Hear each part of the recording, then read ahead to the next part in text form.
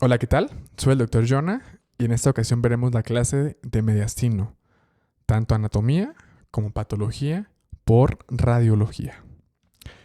Veremos la anatomía del mediastino anterior, del medio y el posterior, así como los principales tumores que afectan a cada uno de esos compartimentos y cómo hacer un diagnóstico diferencial dependiendo de las características de los mismos. Iniciamos con una pregunta sencilla. Viendo esta lesión, ¿en qué compartimento consideras que se encuentra? Aquí es muy sencillo porque vemos una lesión que está en la parte más anterior del tórax, por lo tanto es mediastino anterior o prevascular. Tenemos otra pregunta de diagnóstico. Nos dice ¿a qué corresponde? Bien, veremos aquí en la clase cuáles son las principales lesiones sólidas del mediastino anterior, así que dejaremos esta pregunta para el final. E igualmente, ¿qué entidad clínica se asocia con ese tumor? Es una pregunta clásica y clínicamente es muy frecuente que se presente. Ya veremos porcentajes y demás en la clase, pero es importante que lo conozcamos. Otra pregunta, ¿en qué compartimento se encuentra la siguiente lesión? Es importante conocer que para decir que una lesión está en mediastino anterior, medio o posterior, debemos de fijarnos en qué compartimento está la mayor parte de la misma. Y por último, un diagnóstico bastante certero por tomografía, un caso que veremos más adelante cuál es el diagnóstico. Entonces comenzamos con la clase como tal. ¿Qué es el mediastino?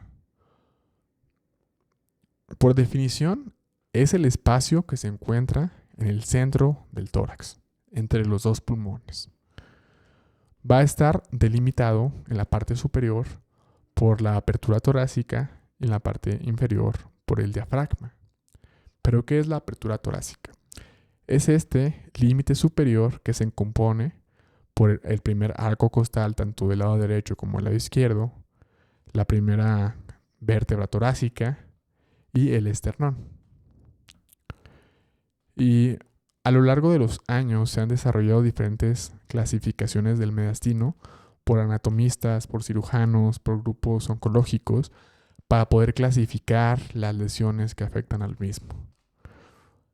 ¿Por qué? Bueno, porque es más práctico y hace un diagnóstico diferencial más centrado. En el 2014, el HART, que fue una asociación japonesa, lo clasificó en 4 compartimentos y ellos incluyen el mediastino superior, que posteriormente la liga del ITMIC para el estudio del mediastino, pues nos dice que hay nada más 3 compartimentos y es como lo clasifican ellos. Entonces, ellos mencionan un compartimento anterior, que es el prevascular, un compartimento medio y un compartimento posterior o paravertebral. Por límites, tenemos que el mediastino prevascular va a tener de límite anterior el borde posterior del esternón, de límite lateral ambas pleuras parietales mediastínicas. Y en la parte posterior tendremos la cara anterior del pericardio. El mediastino medio o visceral tendrá como límite anterior la cara anterior del pericardio, como límite lateral igualmente la pleura parietal mediastínica y como límite posterior una línea vertical transversal que va de 1 centímetro posterior al borde anterior de la vértebra. Y por último, el mediastino paravertebral va a tener como límite anterior esta línea que va a 1 centímetro el borde anterior de la vértebra y todo lo que quede después de ese centímetro va a ser mediastino paravertebral o mediastino posterior. Pero anatómicamente, ¿qué contienen? El mediastino prevascular va a tener el timo, un órgano muy importante que veremos a continuación, grasa, ganglios linfáticos y la vena brachiocefálica. Aquí es importante hacer la distinción de que esta vena sí está aquí, pero ya la vena cava superior está en el mediastino medio. En el mediastino visceral podemos tener dos cosas, tanto elementos vasculares como no vasculares. Dentro de los no vasculares está la tráquea, la carina, el esófago y algunos ganglios linfáticos, ¿no? Y en el compartimento visceral de tipo vascular vamos a ver al corazón, a la aorta, vena cava superior, las arterias pulmonares, las arterias intrapericárdicas y al conducto torácico. Y por último, en el mediastino paravertebral o posterior encontraremos tejidos blandos paravertebrales que incluyen pues a todos los ganglios simpáticos que se encuentran lateral a los cuerpos vertebrales. Ahora sí, dividiendo por los tres compartimentos tenemos que en el anterior habrá lesiones tanto grasas como sólidas o quísticas. En el medio van a haber lesiones sólidas y lesiones quísticas y en el posterior lesiones sólidas y quísticas. Comenzando con el mediastino anterior, veremos todas estas lesiones. Por epidemiología, en los niños las lesiones más comunes suelen ser o linfoproliferativas, es decir, linfomas, o tumores germinales, ¿no? Esto abarcando principalmente teratoma. Avanzando en la edad, en hombres jóvenes, los tumores van a ser principalmente germinales, abarcando tanto teratomas como seminomas y tumores germinales no seminomatosos. Y si nos vamos a la edad adulta, tanto hombres como mujeres, la incidencia de lesiones del timo, epiteliales de cualquier tipo, pues comienza a incrementar, como podemos verlo acá. E igualmente comenzamos a ver más lesiones de tiroides que abarca al bocio intratorácico principalmente. Ahora el timo. El timo es un órgano que tiene una función en el sistema linfático y en el sistema inmunológico. Tienen bastantes cambios con la edad. Vemos cómo entre más pequeños somos es más prominentes. Y a la edad de 50 años o incluso antes suele desaparecer. Existen niveles de grosor de referencia que nos dicen que a los 15 años debe medir aproximadamente 15 milímetros de grosor, a los 20 años 10 milímetros y a los 50 años 5 milímetros. Importante pues decir que son únicamente valores de referencia y no hay que ser tan cuadrados con estos. Vemos que tiene una transición de trapezoidal en los lactantes a una punta de flecha ya al llegar a los 20 años más o menos. El timo, por ecografía, va a tener una ecogenicidad, sobre todo similar a la tiroides, un poquito más hipoecoica, y va a ser un órgano bastante prominente, que incluso puede asimilar lesiones si no conocemos la anatomía normal. Aquí vemos unas imágenes de unos lactantes donde vemos el famoso signo de la vela en una radiografía anteroposterior de tórax, que se hace un poquito más claro en la fase de expiración. El timo normal, por resonancia magnética en el T1, va a tener una ecogenicidad muy similar a la del músculo, y en el STIR, que está basado en T2, bueno, se va a ver hiperintenso. También es importante tener en cuenta que en los niños más pequeños puede llegar a tener proyecciones cervicales, ¿no? Como en este caso, que vemos un ultrasonido en una proyección longitudinal y tiene un componente cervical. Y que vamos a poder encontrar timos ectópicos desde el ángulo de la mandíbula hasta el opérculo torácico. Aquí tenemos un caso, un ultrasonido tiroideo, donde vemos este tejido ecogénico heterogéneo en el lóbulo tiroideo izquierdo, que corresponde con un timo ectópico. Acá vemos otro caso, un niño que tuvo antecedente de osteosarcoma, se vio esta lesión por otro método de imagen, se complementa con resonancia magnética y vemos que no es una metástasis de osteosarcoma, sino un timo ectópico en la región supraclavicular izquierda.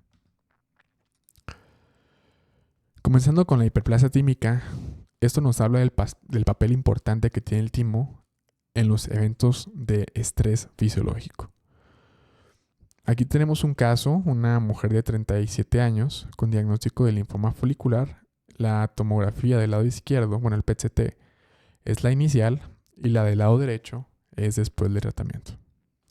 Entonces vemos cómo en la tomografía inicial la región del mediastino anterior está compuesta principalmente por grasa, ¿no? Un timo ya que casi desaparece. Después del tratamiento con la quimioterapia, vemos cómo tiene una regresión o una hiperplasia tímica de rebote. Esto va a ser común por muchas causas, sobre todo enfermedades como miastenia gravis, enfermedades tiroideas autoinmunes como tirotoxicosis, Graves y Hashimoto, enfermedades del tejido conectivo, que vemos aquí muchas como lupus, esclerodermia o artritis reumatoide, o otras cosas como después de quimioterapia, enfermedad de Addison o acromegalia. Existen valores de submax por PET-CT reportados para distinguir que tenemos un timo normal, una hiperplasia o una malignidad. Estos únicamente son de referencias y hay que tener en cuenta que más que nada la captación en ese estudio nos va a indicar de que existe actividad metabólica y puede haber hiperplasias tímicas con submax bastante altos sin llegar a ser malignidad. Entonces tomarlo con mucha cautela. Aunque existen los valores, no hay que tomarlos tanto en cuenta. El segundo tumor sólido que tenemos es el timoma.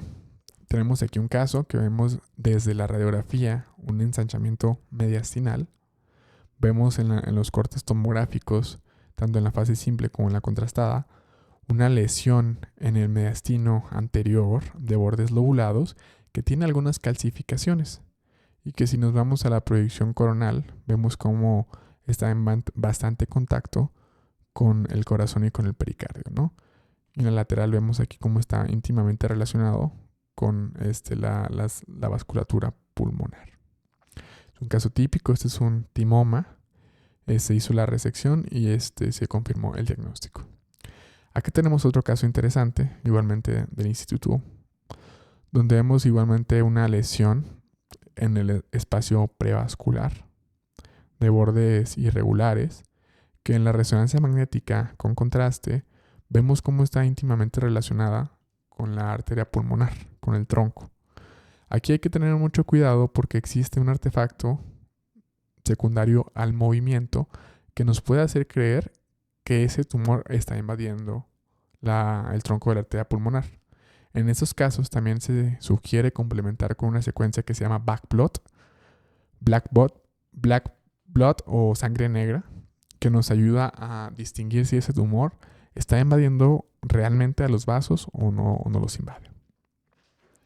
Igualmente vemos en los mapas de difusión y ADC que tiene restricción a la difusión. Ahora, ¿qué es el timoma? Por definición es una masa mediastinal sólida, bastante frecuente, sobre todo en personas adultas. Es el tumor mediastinal anterior más común. El 75% tienen un comportamiento benigno y el 25% son agresivos, pero esos agresivos se asocian menos a miastenia gravis. Como sabemos, es un órgano fundamental para la inmunotolerancia y para el desarrollo de inmunidad. Entonces, por eso su amplia relación con enfermedades autoinmunes, sobre todo miastenia gravis. Histológicamente podemos clasificarlos en dos grupos. Unos que son de bajo riesgo y otros de alto riesgo. Los de bajo riesgo se clasifican por la OMS y nos hablan que tiene el tipo A unas células tipo uso y tienen un pronóstico bueno, suelen ser menos invasivos. Los tipo AB tienen células epiteliales mixtas, tanto en uso como células poligonales, tienen más linfocitos y tienen un poquito peor pronóstico en comparación con el A. De aquí pasamos a los de alto riesgo, que son los que se van a denominar con la letra B. Y nos va a hablar que van a tener unas células diferentes, unas células en uso y poligonales, el tipo B1, completamente poligonales el B2 y el B3. Y entre más alto sea el número de la B, pues nos va a indicar que es un tumor de más alto riesgo. Por imagen, ¿cómo podemos saber si es de alto o de bajo riesgo? Existen bastantes criterios. Primero, entre más delimitado y más bonito es el tumor, nos va a hablar que es un tumor de bajo riesgo, menos invasivo. Cuando tienen calcificaciones, se asocian más a alto riesgo. Entre más grande, alto riesgo. cuando comienza a invadir las estructuras adyacentes, pues de alto riesgo. Igualmente, si tiene baja señal en el T2, si tiene un valor de ADC bajo o si tiene una captación bastante intensa en el PET, nos va a indicar que es un tumor de alto riesgo. Aquí vemos un ejemplo. Vemos este tumor en el mediastino anterior, bastante bien delimitado. Parece que no invade las estructuras. Tiene un ADC alto de 3,4. Entonces lo que debemos de pensar en este caso es un tumor tipo bajo riesgo, ¿no? En cambio, acá tenemos otro ejemplo, un tumor un poquito menos delimitado, igual pequeño, pero que tiene una captación bastante importante en el PET-CT. Entonces aquí nos vamos a uno de alto riesgo. El 40% de los pacientes que tienen timoma tienen un síndrome paraneoplásico. Los más frecuentes es la miastenia gravis. Desde la universidad nos enseñan que miastenia gravis es igual a timoma y que timoma es igual a miastenia gravis. La realidad es que los porcentajes no son 1 a 1. El 35% de los pacientes que tienen timoma van a tener miastenia gravis y el 15% de los pacientes con miastenia gravis van a tener timoma. Otros síndromes asociados incluyen a la hipogamaglobulinemia, que se presenta en el 15% de los pacientes con timoma, y también la aplasia pura de células rojas. Pasamos a una entidad maligna que es el carcinoma tímico y que es parte del espectro de los tumores tímicos epiteliales. Entonces, desde aquí, ¿qué nos llama la atención? Este fue un caso que inicialmente se creyó que podía ser un derrame pericárdico secundario a una infección. Y es que vean cómo tiene en el saco pericárdico algo de engrosamiento, realce, tiene un importante derrame pericárdico y derrame pleural del lado izquierdo. Y si nosotros nos fijamos en el espacio prevascular, nos podemos ir con la finta de que aquí hay una adenopatía, ¿no? O una adenomegalia. Y si además tienes el contexto de que posiblemente sea infeccioso, pues lo primero que debes de descartar es un derrame pericárdico secundario a infección. Pero ¿cuál fue la sorpresa? Esta paciente no mejoraba, se llevó a PET-CT por un abordaje de fiebre de origen desconocido y vemos en el PET igualmente esta misma lesión que tiene una captación intensa del radiofármaco, que fue FDG. Se hace una resonancia magnética de corazón, igualmente en el abordaje de este derrame pericárdico. Vemos aquí mismo la lesión, vemos derrame pleural bilateral y se biopsia. ¿Y cuál fue la sorpresa? Pues que esto fue un carcinoma tímico. Esos tumores suelen ser más heterogéneos, agresivos, suelen tener invasión vascular, calcificaciones y metástasis a distancia. Entonces aquí vemos un ejemplo de una paciente de 60 años con ese tumor mediastinal anterior con algunas calcificaciones y vemos cómo está bastante grande, es invasivo. Históricamente se utilizaba la clasificación de Masaoka o Koga, pero recientemente salió el TNM para los tumores tímicos y se utiliza para clasificar timomas, carcinomas tímicos y tumores neuroendocrinos tímicos. Básicamente nos dice qué tan invasivo es el tumor. El T1 va a ser el T1A cuando son tumores menores a 5 centímetros, T1B cuando son mayores de 5 centímetros, el T2 va a ser cuando haya invasión al pulmón, al nervio frénico o al pericardio, el T3 nos habla de invasión vascular a la vena brachiocefálica, a la vena cava superior, a las venas extrapericárdicas y a las arterias pulmonares o a la pared torácica. Y el T4, bueno, pues nos habla ya de una invasión de órganos un poco más lejanos como el esófago, la tráquea, la aorta, el miocardio, el arco aórtico o las arterias intrapericárdicas. En cuanto al N, va a ser N1 cuando afecte a la región nodal anterior y N2 cuando afecte a la región nodal profunda. Y las metástasis cuando son pleurales o pericárdicas, que son bastante cercanas, va a ser M1A y cuando son a distancia, M1B. Acá tenemos otro ejemplo. Es importante recordar que la histología más común va a ser escamoso hasta en un 80% de las veces. Y cuando veamos una señal baja en el T2 focal, es importante porque esto es un dato clínico, imagenológico, de que tenemos un timoma enfrente. Como les comentaba, suelen tener valores de difusión bajos e igualmente del ADC y una amplia captación en el PET-CT con FDG. Otro de los tumores bastante comunes es el linfoma. Como sabemos, existe una clasificación en general entre linfomas tipo Hodgkin y no Hodgkin. Los no Hodgkin van a ser los más comunes y los Hodgkin se asocian a la presencia de las famosas células de Rett-Steinberg. Estos linfomas son comunes, representan el 25% de lesiones mediastinales y son de bastante importancia en todas las edades, pero sobre todo en los niños. Los linfomas suelen ser como enfermedades que afectan a regiones nodales de múltiples sitios, pero existe el linfoma primario de timo, que es bastante raro.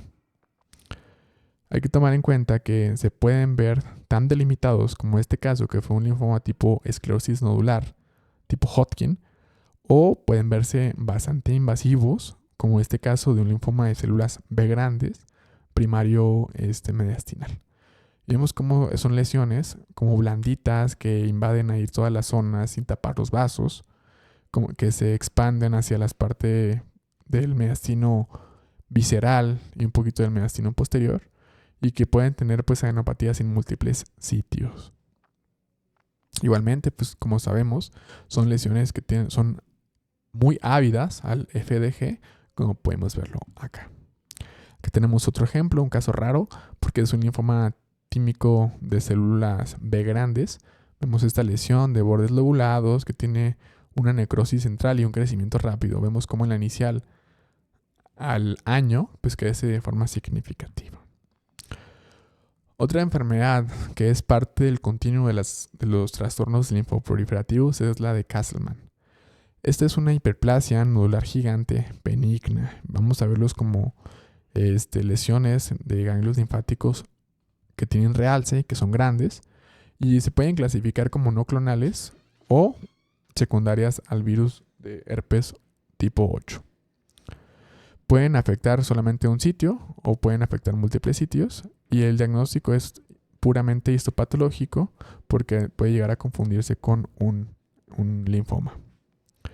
Pasamos a las lesiones tipo germinales. El primero es el teratoma. Entonces, aquí tenemos una mujer de 35 años que presentó un ensanchamiento mediastinal en una radiografía. Ese es el topograma.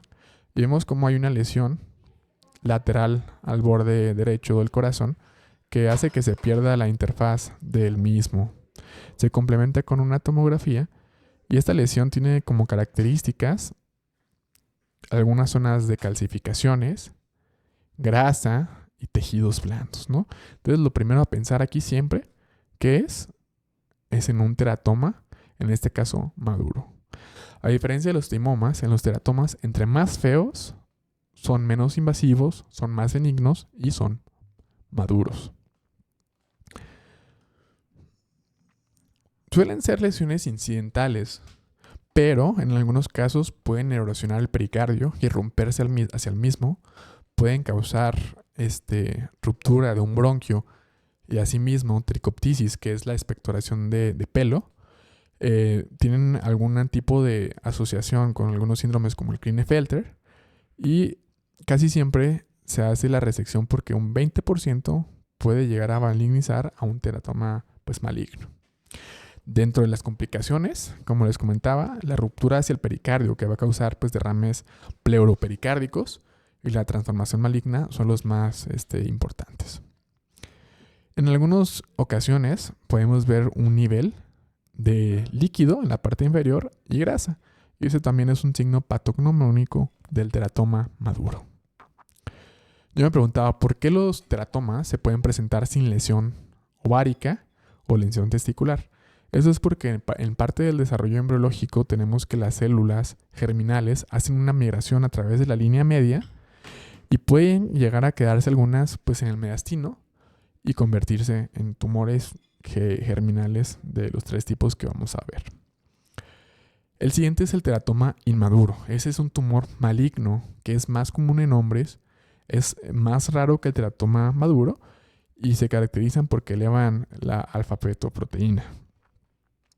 Para su diagnóstico requieren biopsia y aunque se puede hacer el diagnóstico únicamente con una BAF, pues cuando hay una lesión de ese tamaño no piensas que va a ser un teratoma inmaduro, ¿no? No tiene características tan típicas como las del teratoma maduro. La siguiente lesión es el adenoma paratiroideo. Igualmente, embriológicamente, las paratiroides pueden estar tan abajo como en el mediastino anterior. Y el hiperparatiroidismo primario va a ser como la pista para el diagnóstico de estas lesiones. El 5% de esos van a ser ectópicos, o sea que no están en los bordes inferiores o superiores de la tiroides. Y el diagnóstico se hace con dos entidades principalmente. Una tomografía de alta definición tipo 4D y un estudio de medicina nuclear que puede llegar a ser un SPECT-CT con Cesta-MIBI o un PET-CT con metionina. La combinación de la tomografía con un estudio nuclear tiene una sensibilidad del 100% y un valor predictivo positivo del 97%. Entonces es un estudio bastante bueno. Otro tumor de mediastino anterior que puede verse muy impactante pero es totalmente benigno es el bocio intratorácico. Y en estos casos veremos lesiones heterogéneas con calcificaciones, sobre todo en la parte superior del mediastino. Y la forma clave de diferenciarlo de una tumor primaria de mediastino es únicamente pues tomar la tomografía desde la base del cuello para poder ver que depende de la tiroides. Esas tumoraciones comúnmente desplazan hacia contralateral a la tráquea y en raras ocasiones dan sintomatología, pero cuando esta se presenta es asociado principalmente a la compresión extrínseca de la tráquea, es decir, estridor o cualquier tipo de disnea. La siguiente lesión es el seminoma. El seminoma también se presenta como tumoraciones de aspecto grande y suelen ser pues en hombres jóvenes. Aquí tenemos un ejemplo, un hombre de 40 años que se presentó con disnea, se hace una radiografía, vemos este ensanchamiento mediastinal de predominio izquierdo. Vemos que aquí existe un signo que se llama el signo de la sobreposición del mediastino, en el cual identificamos los vasos dentro de la tumoración. Es como una especie de signo del broncograma aéreo, pero con vasos. Entonces esto nos da como indicativo de que esa tumoración va a estar tanto en mediastino anterior como en mediastino medio. Veremos la siguiente imagen para ver si esto es real. Entonces, a pesar de que está localizada en mediastino medio anterior, su comportamiento principal es en el anterior. Y eso es una clave para diferenciar lesiones del mediastino anterior como el medio. En el sitio en el que se encuentra la mayor parte de la lesión es del sitio de donde proviene. Vemos esta lesión pues principalmente de tejido blando con un centro hipodenso que sugiere necrosis, que se extiende desde la parte anterior a la parte media y viene e invade a la parte superior del ápice del pulmón izquierdo. Esas tumoraciones suelen ser malignas hasta en un 50% de los casos. 20 a 40 años es la edad media. Puede presentarse sin tumor gonadal, pero siempre que haya un tumor así hay que hacer un ultrasonido testicular. Y también se asocia a síndromes como el Klinefelter y pueden elevar la beta-HCG, pero no tanto como el tumor germinal no seminomatoso que veremos a continuación. Y suelen ser pues masas de tejidos blandos, lobuladas, que tienen efectos de masa, que pueden llegar a formar conglomerados ganglionares y que es común que hagan metástasis. La siguiente es el tumor germinal no seminomatoso, que es el tumor germinal de mediastino anterior más común en los hombres. Esos suelen ser tumores bastante aparatosos, grandes, con formación de masas de tejidos blandos, con calcificaciones y una amplia necrosis, con metástasis bastante comunes. El 90% de los casos van a tener una elevación de alfa-fetoproteína y beta-HCG. Y en este caso anterior que presentaba, es clave que nos fijemos que en este masculino tenemos ginecomastia, ¿no? Y esta ginecomastia es un dato indirecto de que puede estar elevada la beta-HCG y por lo tanto que puede llegar a ser un tumor germinal en los seminomatos. El 15% se presenta como masas mediastinales anteriores malignas y la edad media de presentación es igual de 25 a 35 años. Y a pesar de que es un tumor bastante aparatoso y bastante agresivo, responde muy bien a quimioterapia por su alta tasa de división celular. Pasamos a las lesiones grasas del mediastino anterior. Comenzamos con la lipomatosis mediastinal, que únicamente pues, va a ser la infiltración por tejido graso, que no es maligno, no es un tumor hacia el mediastino anterior, y que va a ser bastante común en pacientes asintomáticos, pacientes obesos o pacientes que tienen por cualquier motivo hipercortisolismo, ¿no? Es un dato indirecto de esto. Por eso los vamos a ver bastante común aquí en el instituto. Y vemos como esta grasa debe ser bien homogénea, con una atenuación promedio de menos 60 a menos 120 unidades Hounsfield y sin zonas de tejido sólido, densidad tejido blando. La siguiente entidad es el timolipoma, que es muy parecido a la infiltración grasa mediastinal. Pero aquí vamos a tener una zona de tejido sólido, densidad tejido blando, ¿no? También se suele presentar en pacientes asintomáticos, pero al igual que el timoma, es bastante común que se presenten con tumores paraneoplásicos, síndromes paraneoplásicos. Entre ellos anemia plástica, enfermedad de Graves, miastenia gravis e hipoglobulinemia. Entonces, por eso cuando existen datos clínicos con ese tipo de tumores, también se suele hacer la resección de los mismos. Y vemos cómo tiene tanto componente graso, pero ya el simple hecho de que tenga tejido blando lo convierte a un timolipoma. El siguiente es el liposarcoma, que en realidad son tumores bastante raros, que a diferencia del timolipoma, tiene formación de septos e infiltra todos los órganos adyacentes. Ya no se suele ver tan bonito como el timolipoma o como la infiltración grasa. Continuamos con las lesiones quísticas. Uno bastante común es el quiste tímico. Se va a ver como una lesión nodular, densidad líquida, bien delimitada, que puede complicarse con hemorragia, con infección, con calcificación. Suelen ser asintomáticos y suelen ser un hallazgo en la tomografía. Y pueden ser tanto congénitos, que suelen ser más bien delimitados uniloculares, como adquiridos, sobre todo secundario a inflamación o neoplasias. En la resonancia magnética lo veremos como lesiones hiperintensas en el T2, hipointensas en T1 e hiperintensas también en el T2 FAT-SAT.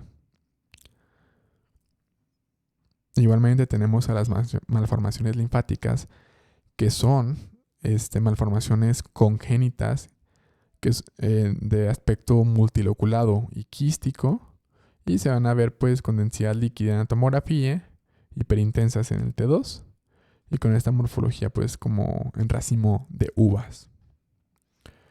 Pasamos a las lesiones de mediastino medio. Aquí pueden ser tanto vasculares como quísticas como sólidas. Comenzando con las quísticas, tenemos al quiste broncogénico, que es parte de un continuo de lesiones embrionarias.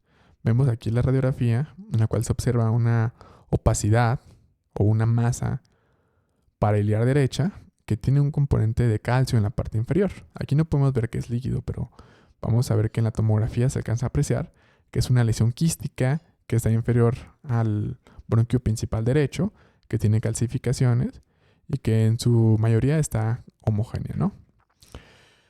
El quiste broncogénico es la malformación congénita del árbol bronquial más común cuando hablamos de los quistes de duplicación de intestino anterior.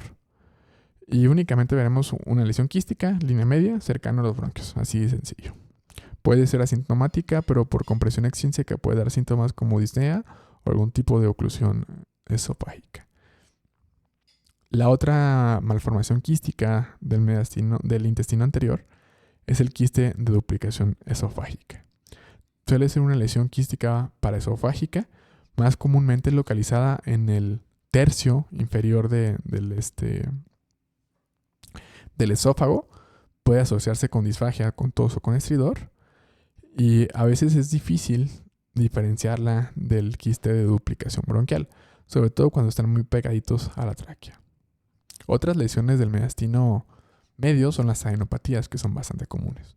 Para esto es importante conocer que existe una clasificación de las adenomegalias y adenopatías, que es la de la IASL, con la cual podemos determinar de qué sitio estamos hablando.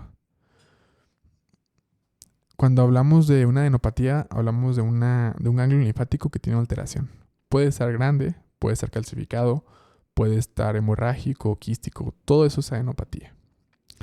Y dentro de las causas de las adenopatías calcificadas, que es bastante común encontrarlas en tomografías de tórax, tenemos tanto granulomatosas, sobre todo TB, pero no siempre es TB, histoplasma, sarcoidosis y silicosis, metástasis de tumores que forman osteoide, como el osteosarcoma, o tumores como el papilar de tiroides. E importante también, porque es común aquí, los linfomas después del tratamiento se suelen calcificar. Entonces, considerar en cuenta este diagnóstico diferencial.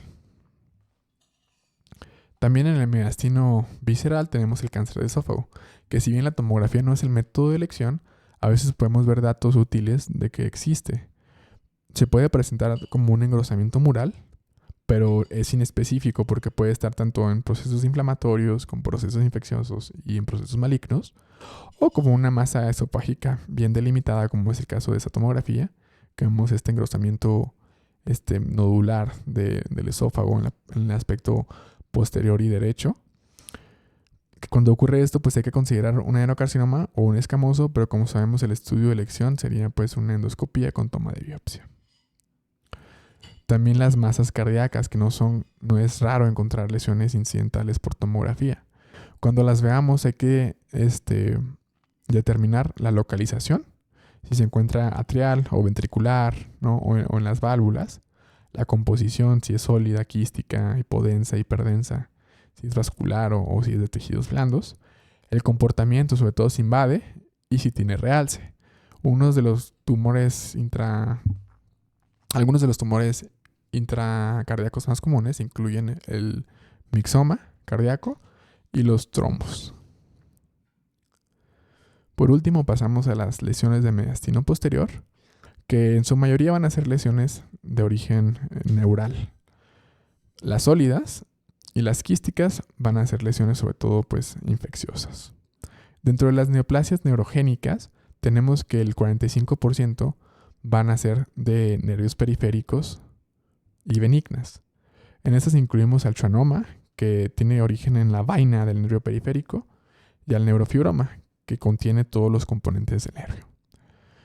Los que se originan de los ganglios simpáticos son el ganglio neuroma, que es benigno, el ganglio neuroblastoma, que tiene un potencial intermedio, y el neuroblastoma, que es maligno, pero que el sitio más común no es el tórax, sino el abdomen, y es una tumoración principalmente de lactantes. Y de las células paraganglionares, que son los menos comunes, representa el 2%, tenemos al paraganglioma o quimodectoma, que suelen ser tumores funcionales similares a tumores adrenales. Comenzando con el neuroblastoma, se puede ocurrir en cualquier sitio de las cadenas simpáticas que están a los laterales de las vértebras. Es el tercer tumor pediátrico más común después del linfoma y los tumores de cráneo. El 90% van a estar en glándulas adrenales. Proviene de las células primitivas de la cresta neural, tiene una invasión medular bastante común. Y el mediastino posterior es el tercer sitio más común de presentación. La edad media de presentación es a los 25 meses y eso se eleva en catecolaminas típicamente. Por imagen, en mediastino posterior veremos pues una opacidad espinal, tanto izquierda como derecha, que es heterogénea, puede llegar a tener calcificaciones, ¿no? Y puede incluso llegar a invadir el canal medular. En el T2 son lesiones que tienen este famoso signo como del foco, porque son T2 brillante o T2 bright, y suelen ser lesiones lobuladas. Otro tumor es el schwannoma. Aquí tenemos un ejemplo, ese es un topograma de tórax donde vemos una lesión que vean cómo tiene un límite y una diferenciación con el borde cardíaco derecho. Esto nos indica que muy probablemente no esté ni en el mediastino anterior ni en el medio, porque no hay un signo de la silueta, ¿no? Hay un buen borde delimitado. Eso nos indica que probablemente es posterior. Y efectivamente en esta tomografía y en el PET se confirma esta lesión o esta masa heterogénea con centro hipodenso que tiene una extensión hacia el canal medular y que además erosiona al hueso. Eso es muy común de los schwannomas. Pueden llegar a tener un realce ávido por el FDG. Y existe un signo descrito que es el signo de la pesa, por su morfología que proviene desde dentro del canal medular hacia externo, pues invadiendo al nervio periférico. Se puede llegar a asociar a neurofibromatosis, pero sobre todo al tipo 2, a diferencia del siguiente tumor, que es el neurofibroma, que más comúnmente se asocia a la neurofibromatosis tipo 1. Y existe una variante que es nodular y otra variante que es la plexiforme. La plexiforme se suele ver como estas lesiones ovaladas, hiperintensas en el T2, que vienen e invaden todas las cadenas simpáticas. Aquí tenemos otro ejemplo, un paciente. Vemos cómo tiene todas estas lesiones cutáneas, pedunculadas, compatibles pues con los neurofibromas. Y en la resonancia magnética vemos dos lesiones paravertebrales izquierdas que son hipointensas en el T1 y a la aplicación de material de contraste tienen un realce difuso y tienen una amplia contacto con el canal medular, ¿no? Son casos de neurofibromas. También tenemos a la hematopoiesis extramedular. Es una enfermedad rara, pero en nuestro contexto también es común porque se suele presentar en pacientes que tienen anemias de larga evolución. Es una forma como de respuesta de crear un sitio en donde se pueda formar células rojas. En este caso se presenta como masas paravertebrales de tejidos blandos y bordes lobulados que pueden llegar a verse muy impactantes y pueden confundirse con metástasis sobre todo de primarios conocidos, ¿no? Entre las causas primarias suele ser secundario a hemoglobinopatías, sobre todo de drepanocitosis y beta-talasemias no controladas y trastornos mieloproliferativos. Entre ellas aquí algunos casos los hemos visto con mieloma múltiple. Aquí tenemos un ejemplo. Este paciente de 20 años con drepanocitosis y vemos esas lesiones lobuladas paravertebrales, ¿no? Igualmente vemos cómo tiene la vértebra un aspecto heterogéneo.